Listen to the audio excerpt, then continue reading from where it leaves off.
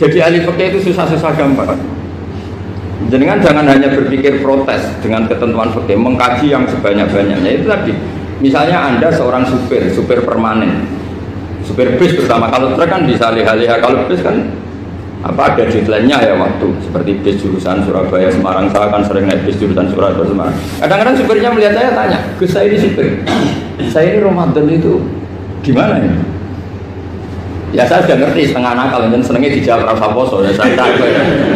Tapi masalahnya secara fikih kalau kamu mengatakan kamu harus puasa terus, kamu melanggar konstitusi ilmu. Memang musafir punya diskon? Boleh tidak puasa. Pertanyaannya, bayarnya kapan? Wong Syawal ya nyupir lagi, Dzulqa'dah nyupir lagi, nanti sampai Ramadan ya. Lah terus ya pas kamu cuti, biasanya cutinya pas sakit, boleh diskon lagi karena sakit. Coba.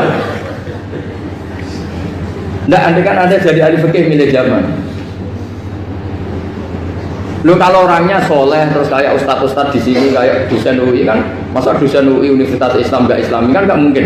Mungkin memilih poso kan. Masalahnya ini kan hukum untuk orang kebanyakan, nggak boleh hukum musuh gak kuat. Sahur jam 3:30 ngombe vitamin pokoknya harus kuat. Itu udah hukum, itu saran. Hukum itu beda dengan saran. Hukum itu hanya berbicara musafir itu boleh store. Kalau saran memang boleh, ya usahakan kamu makan 3:30 pas fit nyupir. Terus kalau nyupir selesai jam 10 nanti istirahat. Memangnya majikan bisa ngatur jamnya? Itu fikih. Maka menjadi perdebatan yang namanya pergi itu apa? Menurut Imam Syafi'i pergi itu ya dari rumahnya ke tempat yang asing yang tidak wilayahnya namanya pergi. Menurut Imam Ahmad bin Hanbal enggak.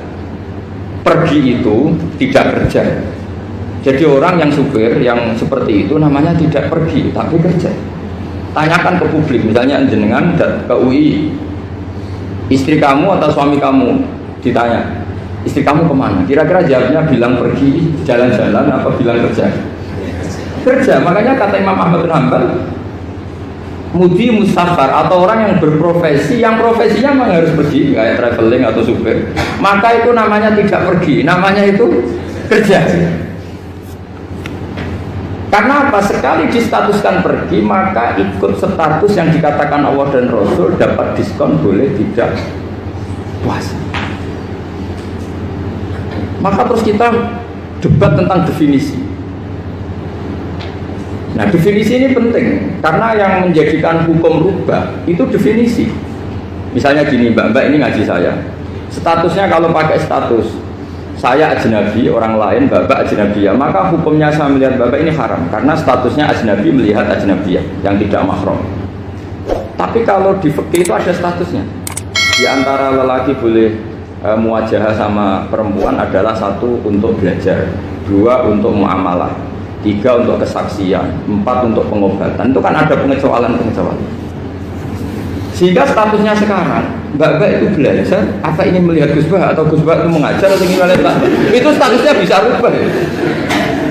Makanya kalau sebetulnya, kalau kita marung di warung misalnya Padang, kita nggak pilah-pilah, kebetulan pelayannya perempuan itu masih bisa dikilah secara fikih. Saya muamalah marung, cuma kebetulan penjaganya.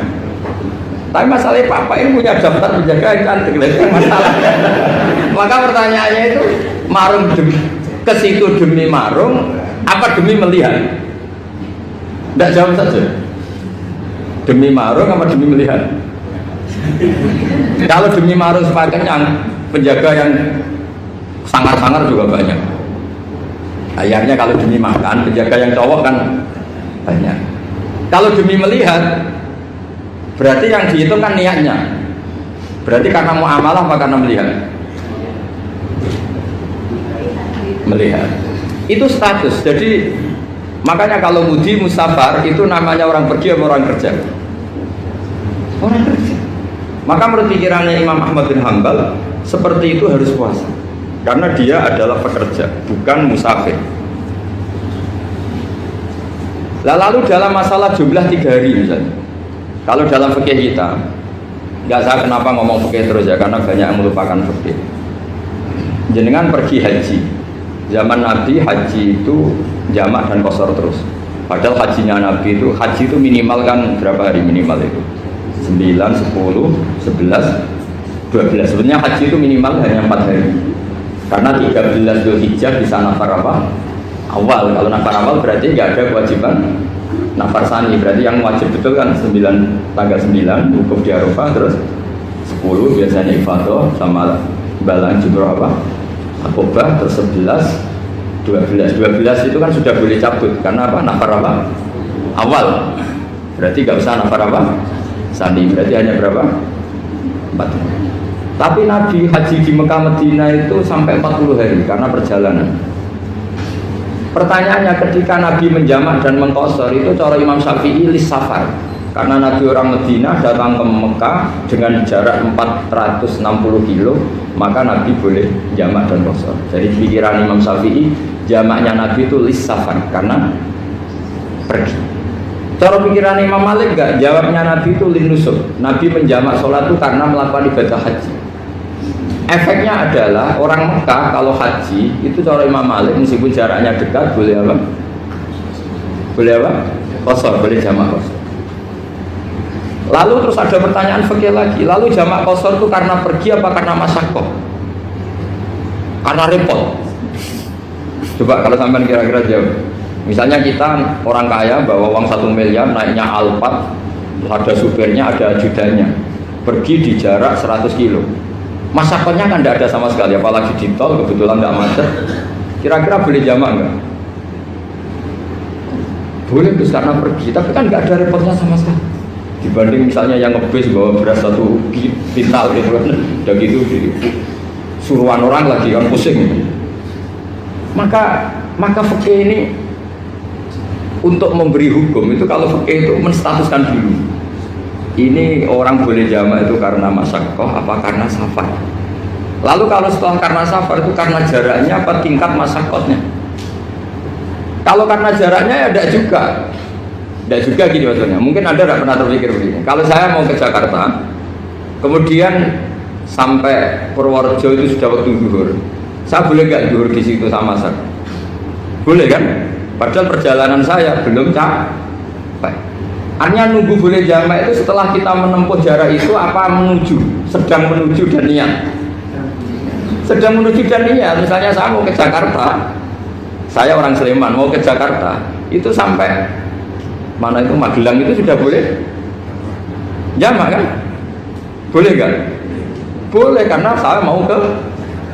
Nah pertanyaan secara fikih mungkin ada terlintas. Ternyata ditelepon sama istrinya nggak jadi pergi. Padahal sholatnya kadung di jamak duhur dan asar. Apakah setelah di rumah sholat lagi? Teman nggak pernah mikir gitu. Karena nggak nekuni fikih. Jadi orang fikih itu sudah pusing, makanya jangan diprotes terus. Kita ini sudah pusing. Lalu orang itu enak aja protes terus. Nggak perlu jenengan, nanti wajib sholat lagi enggak? Dia bolehnya jamak kan berdasar berstatus musafir. Ternyata setelah Magelang ditelepon istrinya nggak jadi. Dia kadung sholat zuhur dan asar. Setelah pulang masih jam 1. Terus ada asar, wah bukan sholat. Kalau ada sholat lagi apa ada? Jangan saran. Kalau saran, wah sebaiknya sholat lagi. Itu tidak hukum, itu saran itu namanya.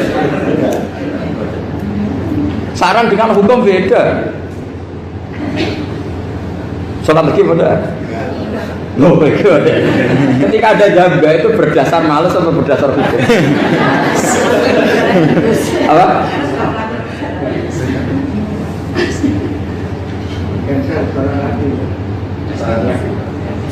Nah kalau Anda sholat lagi, pertanyaannya gini, Allah itu tidak punya tradisi mewajibkan 2 kali. Pertanyaan fikihnya mesti gitu. Dan saat Anda di Magelang menjamak itu melakukan sesuatu yang disahkan oleh agama. Berarti pas Anda jamak zuhur asar, sesuatu pas melakukan itu kan berstatus sah dan boleh. Meskipun setelah itu ada masalah, istri kamu nelpon terus pulang. Tapi pas itu kan sudah dinyatakan oleh malaikat sah, Anda sudah zuhur dan asar. Kalau melihat itu tidak wajib mengulang. Tapi bisa saja malaikat ada yang usil. Itu sah karena Anda berstatus musafir. Berhubung status Anda hilang, maka poin Anda sudah sholat juga hilang. Kamu milih fikih yang mana?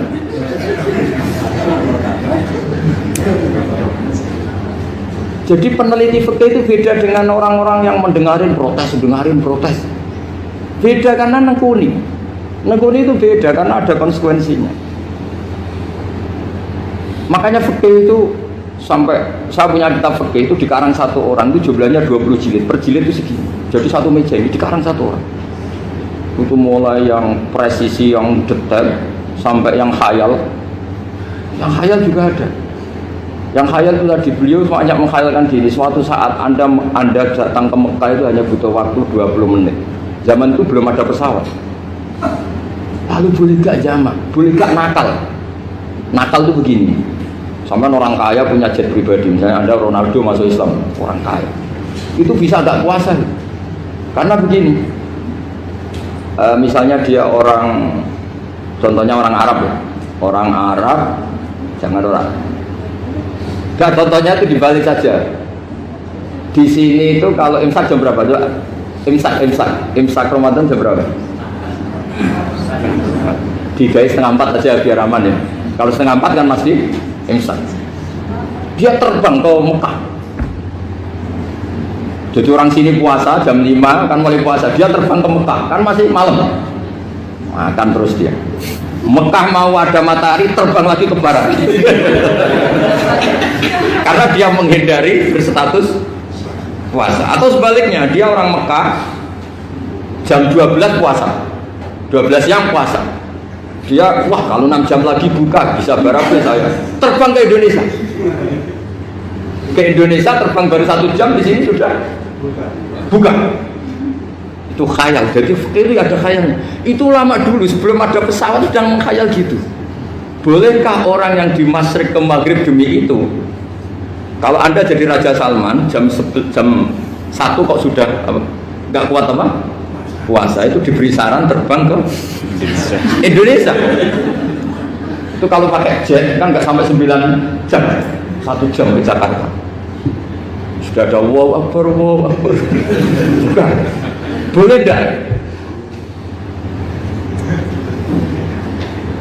Loh mau kamu enggak bilang, oh enggak boleh. Loh di Jakarta sudah huruf syamsi.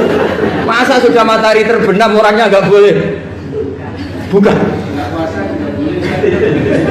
Lah ya. Apa? Kalau resikonya gini, Saman mungkin nggak mikir, resikonya gini, kalau dia berstatus musafir, bolehnya buka karena musafir, pertanyaannya dia wajib bayar. Kan musafir bolehnya kodok nanti harus bayar, tapi kalau dia buka normal kan nggak harus bayar, beda, efek pakainya beda.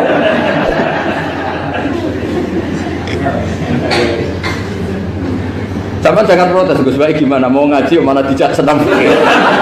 Ini kan ngajinya para dosen, para pegawai, jadi harusnya itu jadi mufti, ngaji untuk jadi mufti, bukan ngaji untuk mendengarkan.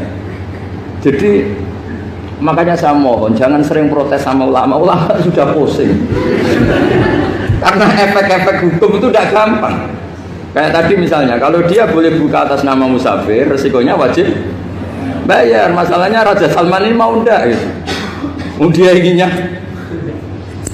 Maka pertanyaannya itu kitab yang milik saya tadi yang 20 jilid tadi. Ulama itu mulai dulu sudah membayangkan bagaimana kalau suatu saat ada satu kendaraan. Kenapa ulama bisa membayangkan itu? Karena ada buruk. Meskipun mereka nggak numpak buruk, hanya Rasulullah, tapi kan bisa membayangkan ada toyul waktu. Waktu itu bisa dilipat. Karena ulama dulu ahli astronomi, jadi bumi itu bulatnya gini, muternya gini. Berarti suatu saat ada satu ilmu di mana orang ngambil satu posisi terus melewati toyul waktu, ngalami lintasan waktu. Mulai dulu itu sudah dibicarakan. Pertanyaannya lalu status orang ini kayak apa? Misalnya tadi orang Mekah ingin cepat buka terbang ke Indonesia. Orang Indonesia menghindari imsak, misalnya 3:30, dia belum sahur. Wah kalau saya di Indonesia ini sifatnya sahur. Wah saya tak terbang ke Mekah. Enak kan terbang di Mekah ternyata masih jam 8. Wah bisa makan sepuasnya jam 8 malam, tentunya jam 20. Kan enak juga. bar wareg balik ning Indonesia wis jam 1 siang. Jam 1 siang kalau ingin cepat buka terbang ke timur. Langsung buka. Berarti dia kira-kira masa aja 3 jam. Tapi terus ya mungkin kalau sampean lha opo Gus urip repot-repot ngono tinggal turu ndelok sinetron kok buka dhewe. Itu tidak hukum, saran itu namanya apa? Kalau hukum tetap tadi yang dikatakan puasa adalah imsak mulai jam imsak sampai hurubus.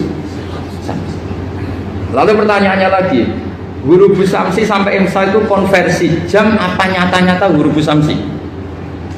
Kalau yang diliwati khotul istiwa itu nyata, fi'lan kalau dalam bahasa Arab fi'lan awaqi'iyah. Tapi kalau Anda orang kutub, saya sering kirim-kiriman surat sama mufti-mufti yang ada di Timur Tengah, di Eropa, konsultasi maksudnya.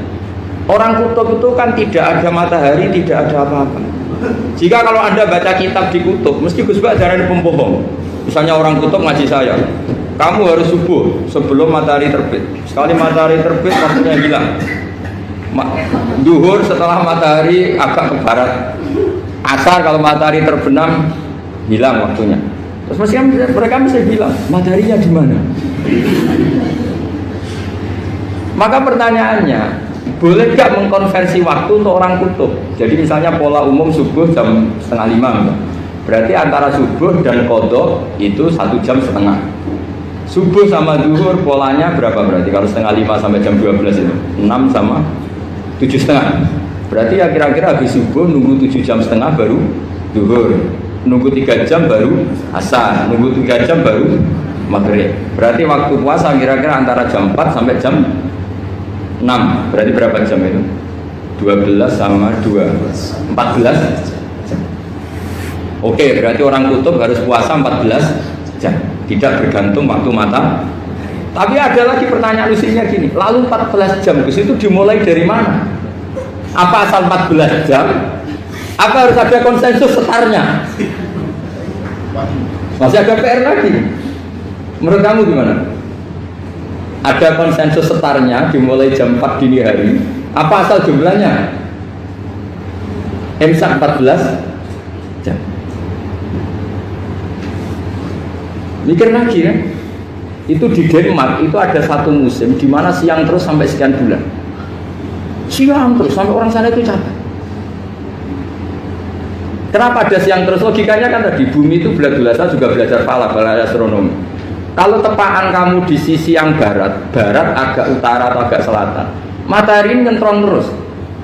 Sehingga bumi molak-malik ya kamu kesentron terus karena kita ini kan tepaan di khatulistiwa, di khotul istiwa. Sebenarnya khotul istiwa itu bahasa Arab dari kata khotul istiwa. Khotul itu garis, istiwa itu tengah. Nah, Islam itu oleh Allah memang dipilih di tempat paling top yaitu Mekah. Mekah Ka'bah itu surratul ardi. Jadi sebelum ditemukan ilmu astronomi itu Nabi sudah ngendikan Al-Ka'bah surratul ardi. Ka'bah itu pusarnya bumi. Sehingga di Ka'bah itu satu-satunya area yang terbebas dari medan magnetis. Karena dari utara dan selatan benar-benar di tengah. Maka potensi jam paling akurat di dunia itu hanya jam yang di Mekah itu.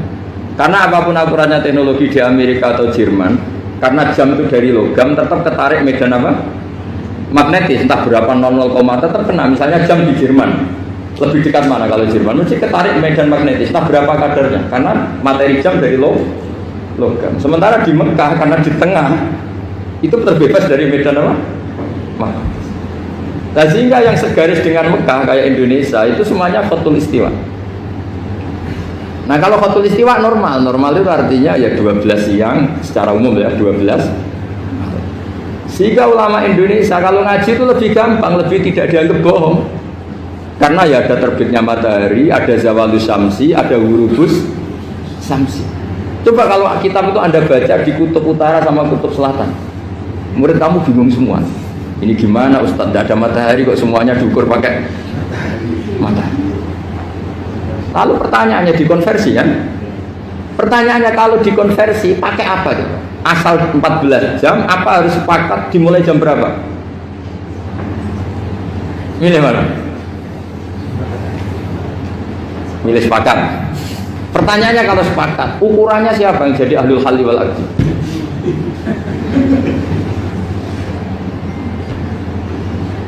Jadi orang fikih itu sudah bingung, makanya saya mohon jangan sering diprotes.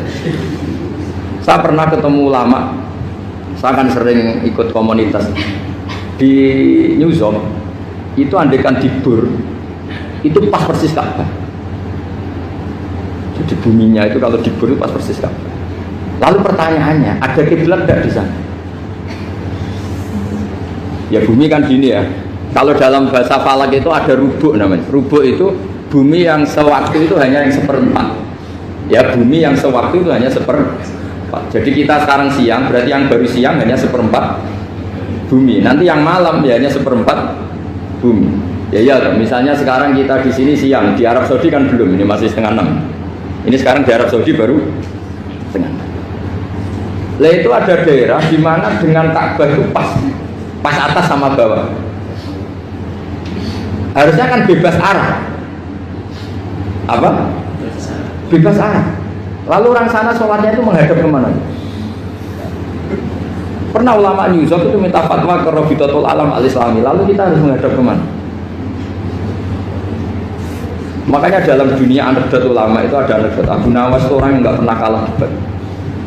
Dia tuh terkenal nggak pernah kalah debat. Tapi dia ada ilmuwan. Dia punya tetangga ilmuwan, punya pengaruh besar. Semua orang ngaji ke ilmuwan itu. Mantelnya bukan main, karena dia ahli falak, ahli astronomi. Mau nandingi dia tidak bisa, gak nandingi itu reputasinya jatuh. Orang itu berteori kalau bumi itu bulat-bulat. Kalau kamu jalan ke sini, maka akan tertitik yang suatu saat si profesor ini kemalingan, terus minta tolong Abu Nawas rumah saya kemalingan. Terus lari kemana malingnya? Ke timur. Setelah ke timur, larinya ke timur. Abu Nawas lari ke barat. Lari ke barat. Terus ditanya, sudah tak bilangin malingnya lari ke timur, kok kamu lari ke barat? Nanti ketemu di titik yang sama. Sebenarnya itu profesornya makal. Oh kamu nyindir. Artinya Abu Nawas gak terima. Teori anda itu gak bisa. Secara keilmuan benar, tapi secara faktual gak boleh. Berarti kalau ada orang ngejar istrinya lari ke timur, dia harus tetap ke barat. Nanti ketemu di titik yang sama. Jadi malingnya tuh lari ke timur, Abu Nawas ngejar ke barat. Ketika ditanya profesornya, sudah bilangin malingnya tuh lari ke timur, kenapa ada ke barat? Kataan kan nanti ketemu di titik yang sama karena bumi bulat-bulat. Nah pertanyaannya gini, lalu kalau yang segaris itu ada arah enggak? Kayak New York tadi. Menurut kamu tetap berkiblat apa enggak usah? Loh kalau yang rubuk jelas. Loh gitu, kalau rubuk begini loh, misalnya begini, terus kamu di sini sama sini kan masih ada arah, tapi kalau sini sama sini masih butuh kiblat enggak? Sama tidak usah protes, orang fikih sudah pusing, tidak usah diprotes karena yang dipikir itu macam-macam. Nah ya makanya ini kan, ini mengkaji ya saya mohon ya kayak tadi, ini mengkaji saya mohon saya cukupkan sekian. Sementing apa ya, kita ada respeknya lah sama ulama. Jadi ulama itu susah, mikirnya susah, harus tanggung jawab di depan Allah, di dunia diprotes terus.